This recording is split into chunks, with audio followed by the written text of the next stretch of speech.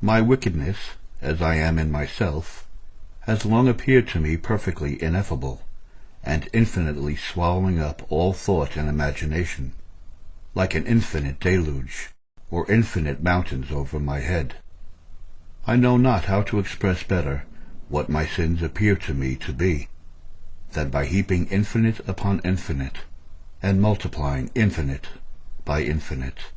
I go about very often, for this many years, with these expressions in my mind and in my mouth, quote, infinite upon infinite, infinite upon infinite, unquote.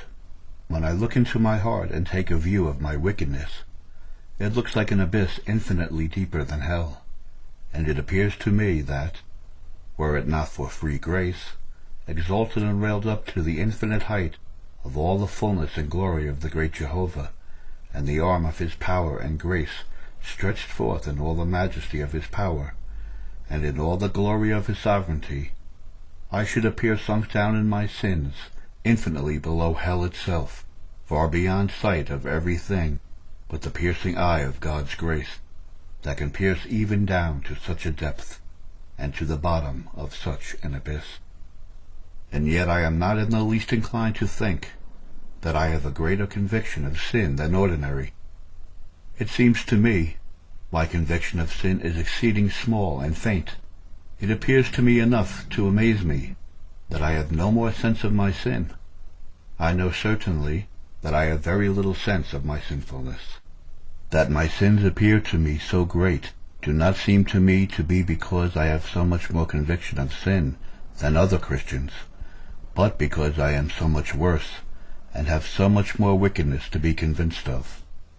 When I have had these turns of weeping and crying for my sins, I thought I knew in the time of it that my repentance was nothing to my sin.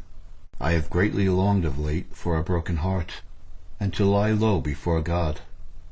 And when I ask for humility of God, I cannot bear the thoughts of being no more humble than other Christians.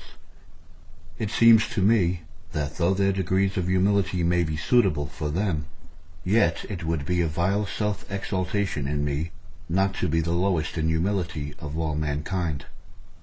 Others speak of their longing to be humbled to the dust.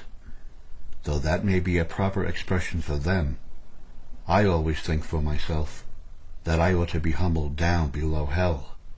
'Tis an expression that has long been natural for me to use in prayer to God. I ought to lie infinitely low before God. It is affecting to me to think how ignorant I was, when I was a young Christian, of the bottomless infinite depths of wickedness, pride, hypocrisy, and deceit left in my heart. I have a vastly greater sense of my universal, exceeding dependence on God's grace and strength, and mere good pleasure of late, than I used formerly to have, and have experienced more of an abhorrence of my own righteousness.